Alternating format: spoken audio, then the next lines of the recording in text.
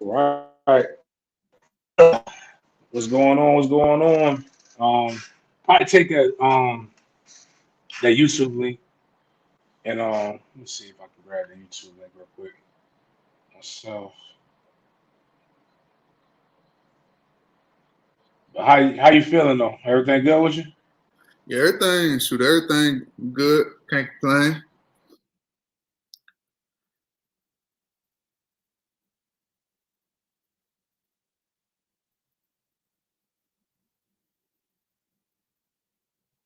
We got y'all in here, man. Shoot, all right. What's up, everybody, man? I gotta get my hat game up.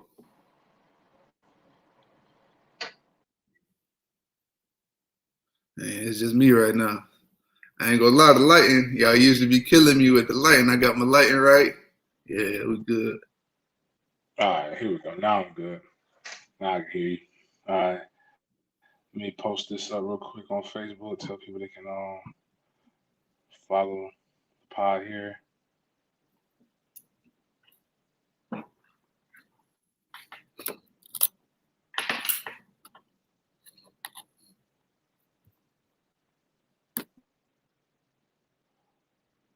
Facebook be fudging the numbers anyway, man. Yeah, it'd be weird. But anyways, all right. What's going on, everybody? It's your boy at Big Game James, 136 with Freddie Stevenson, Struggle Made 105. And this is Inside Drills where we talk about any topics relating to football, but in particular every Saturday. We this season, 2021, we've done an instant reaction show when it comes to Florida State. Apologies for it not being on Facebook. We got some issues going on with that. But please be sure to check us out on YouTube if you would like to comment. It's also all over Twitter. You can go to at SportsDen underscore live. You can go to SportsDen live on YouTube as well. And check what we got. And we'll be posting clips of tonight's show throughout the week. And hopefully we'll get we're going to have to do a show this week to kind of rinse this taste out of our mouth. We went from getting that winning mentality with Syracuse and getting that monkey off your back of losing games late to having a dominating presence against UMass, and I'm trying to think who else did and then dominating North Carolina pretty much for the most part. So beating a team that's on the same level, a team that's supposedly better than you, a team that's clearly inferior to you and you dominating, to coming into playing very well against Clemson, a team that does have better talent, and the talent kind of won out to playing a North Carolina State team that is better at you in spots, but isn't wholly better than you, and you kind of just lost the game. And there's a lot of excuses and things that we can make. One in particular being, they didn't have they had 25 guys were out. So with flu. There's a bug that's been hitting everybody in Tallahassee. Started last week. I know at FAMU homecoming, a lot of people talked about that. But you know, you had your chances, man. And one of the things that's really disheartened me a little bit this football season is how our fans, people on Twitter always say, keep politics out of my sport, right? But when I see support go the way of politics, it's like people keep creating these camps inside of one thing, and it's like we all want FSU to win, from what I understand. And yeah, you may have a player that you prefer in some aspects of it, but at the end of the day, you should prefer the win. And so much so to the point where you can't even have a gentlemanly debate without somebody just saying, "Oh, you just like this person, you just an enabler, or you just like you Trav Hive, you McKenzie Hive, you this Hive," and it's it's old, and unfortunately, what happens is you inadvertently don't have to deal with the consequences when it comes to the good and the bad of it. Tonight, I'm going to talk about the young man's performance because that's just what it was. It wasn't a really good performance, but a lot of people are going to troll and come into troll nature, and it's going to be a Mackenzie Milton versus Jordan Travis thing when it shouldn't be, and it should be we need to improve the quarterback room, and we need better quarterback play in order to get where we're at. And you know, we'll go into like the pieces and really just dissecting it because there are times when he did very well. There are times when, man, it's just not it. But fans can't just like remember when we were winning. It was Jordan Travis before George Trash. Get him out of here. Then when they found out McKenzie couldn't really do it, then it was like, all right, give Jordan. And then Jordan won us a game. Jordan could do no wrong. And then Jordan puts up the best quarterback performance against Clemson, but it's a loss. And now Jordan Travis is the worst quarterback in Florida State history. And now you put like we need Mackenzie Milton to play. And Mackenzie Milton comes in and plays, and it's still not up to par. And we don't throw the ball because of Jordan Travis. Well, he threw the ball 44 times, completed 22 of them for an average of 5.3 yards per completion. What we must understand, and the coaches have to, and I get it, they couldn't. Did you see when they did the handoff and McKenzie's carrying out the fake? Did you notice anything in this game? Because I noticed something that was clear. They didn't give a damn about McKenzie Milton running the ball. Yeah, there was a couple times when nobody even like went with him. They just like bumped him. Like we know he's handing the ball off. He's a decoy. He is irrelevant in the running game, which is why our running game didn't connect. I don't know how many times like Trayshawn Ward, which I met his mom today about for the late good mom. Jay Sean Corbin, good running backs, but they're better because we have a scrambling quarterback. That's just what our offense is. And we have to understand that. We have to embrace it, and we have to go from there in order for us to win. Woo. You can't beat North Carolina State. And hopefully it was just Jay Trav just had the flu. Next week is tough, man. Miami's playing really good football. Boston College has a guy coming back, and Boston College is on this level with NC State, probably a little notch, but NC State's a good ball club. And then you got Florida at the end. We got an opportunity to go over going into the holiday season. And I don't know about you, but it's hard to eat leftover turkey when you're feeling like you're about to get your ass whooped by the University of Florida. Yeah, I ain't trying to hear it. Like you said, man, this performance, this game, it's discouraging. I know we had a lot of things, like you said, coming into the week that made things difficult. But at the end of the week, the game still has to be played. Like you said, it's ironic how the fans, I call it wishy-washy. 1 week you with Jay Trav, the next week you aren't. And then 1 week you're with McKenzie, the next week you aren't. For us, it's all about winning. But at the same time, man, you got to stick with the guy that the wins that we got, he's gotten them for us. And it seems like the offense goes to a different level and the team plays completely different. Like earlier in this game, it just seemed like everything was off. And you look back, you're like, okay, everybody blames him, but it looks like when he's not in there, nothing can function right. So do you want to win, or do you want to have a chance to compete and win a game? Or do you want to come out and look like this each week? Yeah, we got to run in the second half, but after that, everything stalled. We got to run two scores, and after that, everything stalled. But like you said, in the run game, man, that's a guy that opens things up, and everything moves off the run game for us. If we can't run the ball, then we're kind of limited as an offense. Receivers aren't really getting open. I seen in the game, later in the game, McKenzie, he had a few throws where guys just dropped passes. Like 2 slants and then the one on the 4th down, that ball should be caught. Say whatever you need to say, that ball should be caught. And then I think 2 plays before, where they should have got a first down on that, another guy drops it. So you got to help a guy out in that situation. You know he's struggling. The offensive line is struggling. So you got to help him out. And the fact that we weren't able to get our run game, it kind of killed us in other areas. But receivers, y'all got to step up as well to help your guy out. Yeah, I mean that's the big thing too, and what happens too, and you can maybe tell me about your experience with it, but like I know I didn't come into college knowing how to like catching a lot of passes. I had to learn how to catch when I got into college, but you get a rhythm, right? When you're with the guy that you know you're taking all the first team reps with, he's the guy you're doing everything with. I have a theory too, like certain wide receivers seem to tend to get open more with certain quarterbacks. But like it depends on where you were at with your reps. Like was he your number one guy when you were doing all the reps?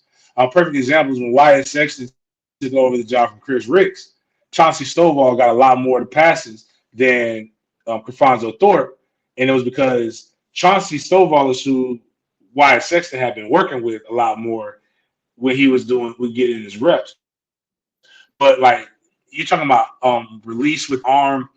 And when I tell you guys, like, you know, I've said McKenzie is a petite male. He is not a very big guy. He's short, and that delivery from a short quarterback has an upward trajectory. And sometimes he throws his sidearm a little bit, so that makes it even more confusing. Whereas Jay Travis, what, 6'2", maybe, if that. So he's not overly tall, but it's coming more at a flat trajectory. Still no excuse, like Freddie said. Your job is to make catches. But, you know, a lot of things kind of get in the way when you don't have that consistency. And, you know, I hope, you know, the guys who are sick are okay and they're able to play next week and they recover well. But it's not playing. Like, in this day and age, when you get sick, like I joke with people and say, I clearly remember guys playing when they were sick. Like, they had the flu, they played. But we weren't in what they call a panorama or whatever, in a Pandarosa, whatever we're in right now. Um, you know, things got to be different, but just the theme of the season is lack of production and lack of making plays. Um, you know, there were times when it's funny the critiques that Jordan Travis got. You know, not scrambling, like scrambling too much when you have a pocket, not sitting in there, and you know, there were times not throwing the ball, not releasing the ball quick enough when you have a chance. And, you know, some of those same critiques could be made for McKenzie Milton. You know, but, you know, it's tough when consistently open. And when the guy is open, you know, you're trying to make a play based upon past information and you don't really deliver the ball in the manner in which you need to deliver it. So it's a little off. Um, and we just got to get a guy who goes out and gets it. Like you know, you guys were blessed. Even throughout, you had Rashad Green throughout the time. Who's my guy who just unfortunately got jammed up with his ex, Travis Rudolph. Travis Rudolph was with you too, right? Yeah. You know, Travis Rudolph was, you know, maybe not on Rashad Green's level, but still was relatively consistent when playing. Kelvin Benjamin is that junior year, the national championship, like money when he was doing it. And my man from Orlando, I always forget his name. Why? So he just did his camp over the summer. Kenny Shaw. Kenny Shaw, I believe, was very, very underrated wide receiver. You had three guys that went and got it. I had the pleasure of playing against Crefonzo Thorpe, who, you know, when people talk about wide receivers only one route, Crow did more than that. But man, Crow was phenomenal. Like that fly, like the go route, he go. It was very few people. If he ran 10 goals, he was gonna get open 3 or 4 times. Like he was gonna cook somebody. Somebody was getting cooked. Greg Dent was a guy who was not coaching, but Greg straight up sideline jump ball. I think he scored like 9 touchdowns his freshman year, my senior year. You know, guys like Anquan Bolden, who wasn't even a Blazer. Like people talk about, you got to have a fast receiver. QB wasn't a Blazer, and P Dub would tell you he wasn't a Blazer. They were just phenomenal at the routes that they were in, and they were dogs. Like it's amazing. Like Snoop. Like he's like we don't have that guy right now, and like Don't get me twisted. Like I'm not a guy that says go get me a bunch of 3 stars with a heart. But we don't have that guy that's like right. Maybe Destin Hill will come in and be that.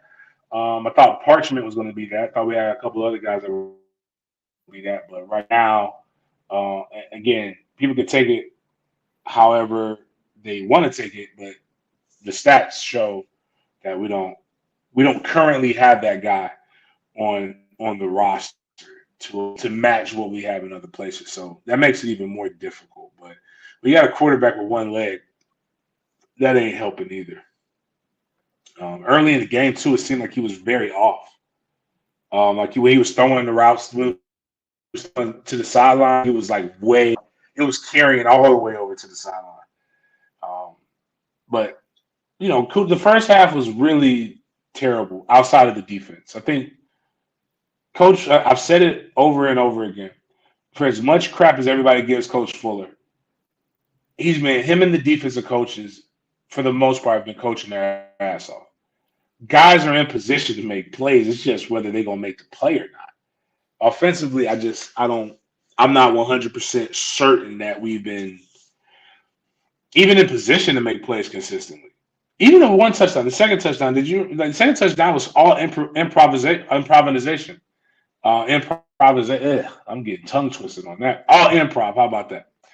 And even on that, he made it a lot harder than what it was because Keyshawn Hill got the touchdown, but there was somebody even on the scramble was coming on the backside. Keyshawn had 3 guys right behind him and a sideline. So basically, Keyshawn had 4 defenders that he had to compete with that ball. One guy had 1 person behind him, and he could have just eaten it up there.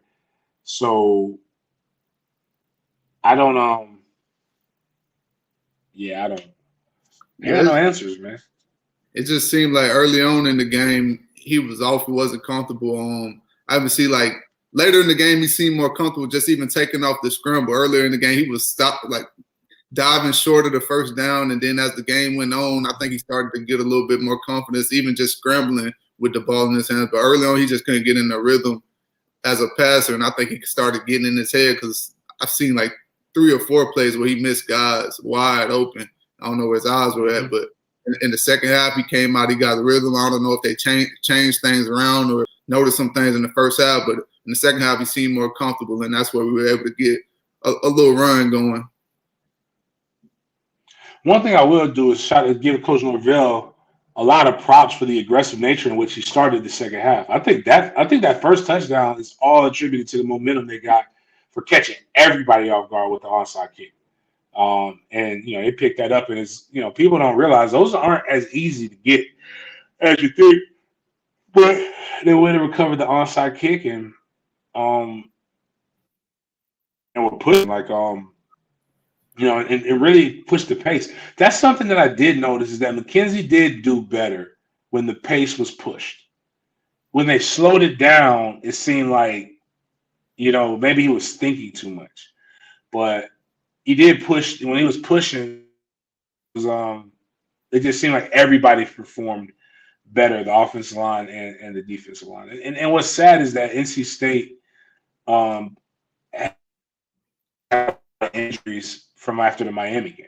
So, it wasn't like we were playing this NC State from earlier this season when they had, the ACC leader in tackles at linebacker. I think they were down 2 really, really good linebackers.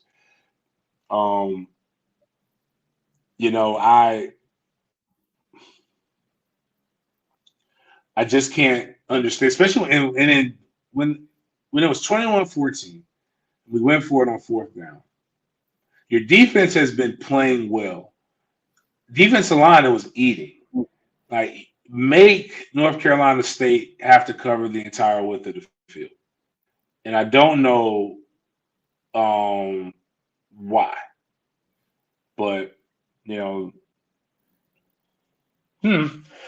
we can go all on and on and on about this. We gotta get our good, bad, and our ugly. Yeah, good, bad, and ugly, man. It's just. I feel like I'm just tired, man. But everything we experienced this week, but I thought we still have a chance to come out and have a chance to come and win this game with the run game being effective. But I didn't expect that. I don't know how many yards we had rushing, but they completely shut the running game down. And even with that, we come out, we get a run in the second half, and we put ourselves in a position to win. And like you just said, I think that fourth down call, that took all hope away because they come down, they get a score. And I knew at that point, like, man, we're not coming down to get 2 scores. This game over with. And that just took all hope away from me as a fan watching the game. I don't know about the players. See, some guys seem like they still believe, but just from what I saw in the game, that little rush of momentum we had coming in the second half, it died down in that fourth quarter. Definitely. And I was there when I saw it. What people got to realize is, like, and then we'll get into good, bad, and ugly. Defense is played on like emotion and physicality and aggressiveness. And I just so happened to be video touchdown and stuck. Like, you just see guys that were just like, it wasn't even from a talent perspective. The boys were just worn out. They need you to get drives. They need you to get drives. And whatever, man. Good, bad, and ugly. What's your ugly? Ugly, I have to say that call, man. I think that absolutely changed the game. To be completely honest, I still don't think we come out with a win, but that took all hope away. That call, it just can't happen at that point in the game. Your defense is playing well. There's 8 minutes left in the fourth quarter. You got to play the field position game at that point.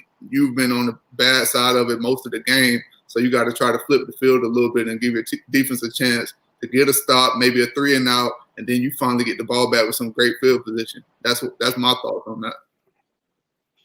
And it wasn't like it was 4th and 1. 4th and 4 is definitely 4th and medium is definitely not when you go for it. Like, I don't know what the statistics and analytics tell you, but I'll be like this too. Here's the other part. If you're going to be a consistent team that's going to be aggressive, right, and go for it on 4th down, then your play calling on every drive should mirror that. And what I mean by is you got 4 downs to get 10. That's how you should be playing it. You should be trying to get 2.5 to 3 yards every play until you can find the big. Like, basically, you're taking body shots until you can hit somebody with an uppercut. And that's not how our play calling is. It's just really just we're running offense and then how you feel for it. That's just my opinion and what I've understood of guys who go for it consistently on 4th down. My ugly is really just the quarterback play. Quarterback play and some of the play calling. I don't know what our identity is on offense.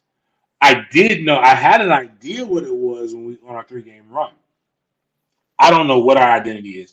The thing about Ohio State is know what the staples are, the staples of their offense are. The thing about Florida is no matter who's been the quarterback, you know what their staples are. Like, there may be tweaks to fit the strengths of the player, but you know what they're trying to accomplish. You know what they want to do. Same thing with Jimbo. Whether it's dumb sometimes when he's putting too much on the quarterback's plate, Jimbo is going to put all the pressure on his quarterback. These are the things. These are the hallmarks. These are the staples of what he does. I don't know what we do. I know this. We tried to throw the ball. We didn't do any. The quarterback was not involved in the running game at all. And the only time our running game is really successful is when there is the fear of the quarterback bootleg. We didn't do enough of that in the passing game. When I'm seeing all of the things that we were sold, I try to tell with to temper their enthusiasm and their expectations because of the information that I had. But even then, if he's playing that game, people who talk about the hallmarks, they use these words that have no tangible measurements, like leadership. I didn't see any leadership on that field. I didn't see anybody going out there and saying, "I'm going to fight for this. I would not necessarily die as too I'm gonna go out there and lay my body on the line for this guy." Now, I saw some receivers make some tough catches, but I also saw some receivers that probably should have been put in the infirmary with how they were being hit on the catch. But if you do that enough times, guys aren't going to go for you. So that goes to your football IQ. And your arm play, your ball placement, your arm talent. When you have the chance to scramble, You probably because you physically can't scramble, but like you kind of got to. You got to extend the plays. You're the most senior. Like you had the most experience. You have to lead. And outside of a couple plays, nobody consistently followed. It's just a different energy when Trav is in there with those guys. And I didn't see that. And that's not saying they don't like him or love him. I think that's not just think it's a different energy. So that would be my ugly. And also getting 22 for 44, 5.3 yards per completion. One touchdown, one interception. Probably should have been more interceptions. It's just like if we're talking about quarterback play against Clemson, this just wasn't good enough. So what's your bad? My bad. I got a few things. Our tackling in the open field led to some big touchdowns for NC State throughout the game.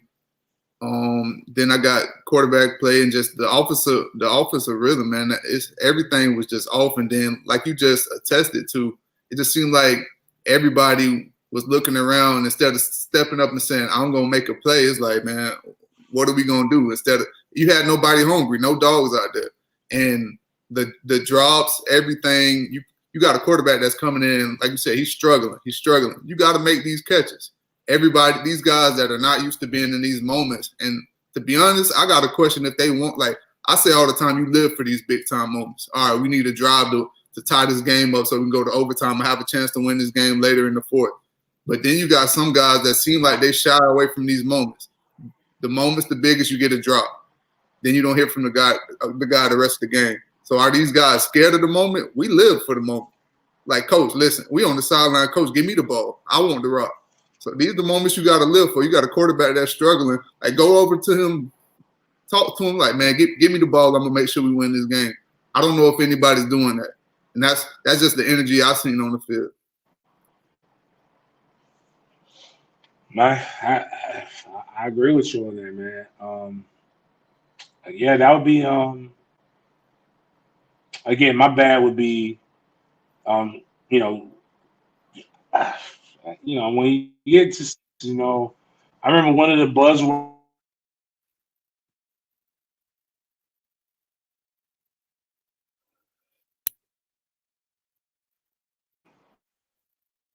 constantly aren't making plays or aren't getting in positions, or like when I look at the fourth down, like what are you seeing in games and practice that makes you believe that you can convert that?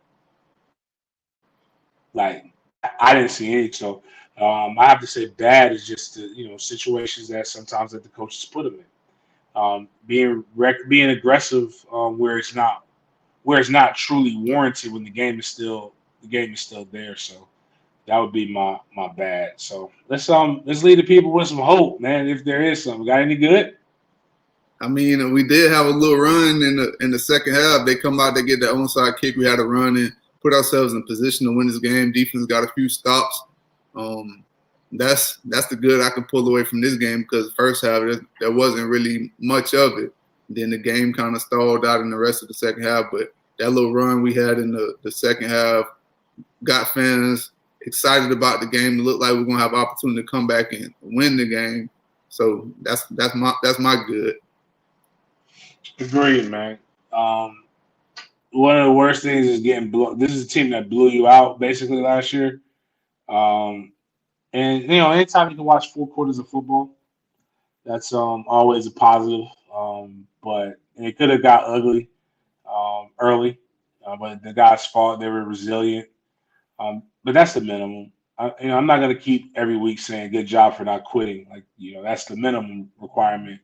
Unless the goal is not really to get this thing back. If the goal is to get this thing back, then, not quitting, you got to have more. You got to add more. You got to have more expectations than that. But I think if they took something that I would do is I would take, maybe like your 4 biggest games, right? And just with some film study, obviously there's matchup things. That's what makes the fight. But I would take, maybe like what's the highlights? Like the best first quarter of football we played, the best second quarter of football we played, the best third quarter, the best fourth quarter, so that they can see what they could be when they piece it all together. I think that's the problem is that these guys they haven't done it in a game and they haven't done it enough and they don't know like what it's like to play a full game, just at the top of your ability. They have some players who can, but not enough guys who can. Not enough guys who are doing this. So, and if we go another week without any real major decommits to the guys that matter, then that's a good week. Because this team needs an infusion. Um, um, an infusion of guys who truly have that this is what they want to do. Um, I think like I was talking with one of the coaches, and I've been talking about on social media. There's a young man from out of the Atlanta area that's a defensive end that everybody's like Florida State should recruit this kid. He's climbing up the charts. West Virginia commit. Michigan State's offered. Michigan's offered. Oregon's offered. A lot of schools are coming on board. He was a late bloomer, right? I brought him to the school. Well, I had his coach. I made sure that Coach Norvell met him. I followed up with two of the coaches on staff that will recruit him. And at that time, I was told that he's not good enough. But I'm literally vouching for the kid, right? So I've only vouched for two kids. One of them was DeMarcus Walker, by the way. Played the same position. Who better? Like you don't know. There's two coaches who know. One's struggling. I hate to say it, but he's struggling in the recruiting zone. The other guy I think is a good recruiter, needs to stay on. He doesn't call the offensive plays. He can only do so much. But everybody else doesn't know what it's like to be a no. Like who better to tell you if a kid really has the mentality that's going to take to come here? I tell you what, I mean, I've coached against kids this season that I don't believe have the mentality to play. I'm not saying don't get them. But what I'm saying is that what I saw, we already had that. And we don't need that. That's not going to get us out of these situations. Who better to tell you what it's like to be a no than a freaking no, man? I ain't no pencil neck. You ain't no pencil neck. You ain't no guy who's just read this in a book. You ain't a guy who graduated from another school that got put on the beat here. Like, this stuff means something to people. It means something to the fans. But it really means something because, again, a fan can change their allegiance tomorrow. You can go. Most of the people listen to this, and most of the people who are out there tomorrow can go start rooting for the University of Florida or some other school because it's popular. I can't. You Google James Coleman FSU, it's gonna be a bunch of Getty Image touchdowns. You Google Freddie Stevenson's FSU, it's gonna be a picture of Freddie Stevenson in a uniform. There ain't nothing we can do, man. This is it. Every day you go around, when I go somewhere, ain't nobody talking to me. Ain't nobody like talking to some of y'all for they coming at my, especially in the sports media, they come at my head. Well, you just mad because Florida State ain't no good. You damn right I'm mad. But that being said, and that's why I was saying at the most important progression is the win-loss column. And right now, we're 3-6, so all of the imaginary, non-tangible things don't matter. We got to get better, man, and we got to bring in better, not better talent, better guys that have that winning mentality. And I don't know what to do, but I do Yes. know Travis Hunter's still committed. McCall is still committed. Duffy's committed. And hopefully the guys who are sick get healthy. Oh, my bad. This is really the good. This is good too. So I should be positive. Amari Gainer's played the last 3 weeks.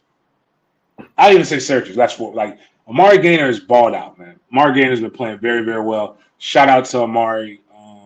Shout out to Coach for developing him, making that switch with the position. He's doing very well. He's been all over the field, man. It's good to see him thriving. I know it's been tough trying to find a place for him, but he's got to do a lot of different things. So it's tough when you got guys like that finding a spot for him. But he's looking comfortable right now, and he's playing great ball. Well, other than that, man, appreciate you guys listening to Inside Drills Instant Reaction. We'll try to have a podcast this week where we're just chopping it up. What's the goings-ons in the world, football, sports, life, whatever it comes to. Next week, we got Mike, baby. Big time tailgate now. Make sure you go check it out. Top of lot 19. If you was at the Notre Dame tailgate, you know how we get down. You know it's going to be good. We're going to try to keep Lonnie Pryor away from truck beds and doing backflips. But hopefully a good tailgate will keep everybody in good spirits. It's $5 all you can eat, all you can drink, all you can smoke. Good vibes. All that money goes toward the turkey drive that I'm doing to get some people. And then whatever's left over goes to getting Christmas gifts for kids who are for at-risk kids who have been doing very well in school. So we do with Inside Drills. We hit hard topics. At the end of the day, we're the hardest on those that we love. All love to those young men. Anybody who watches this, anybody who misunderstands it, it ain't coming from a place of meanness and trying to break people down. It's always just about wanting what's best for a program that we shed blood for and we sweat for. So y'all be blessed. Have a great evening.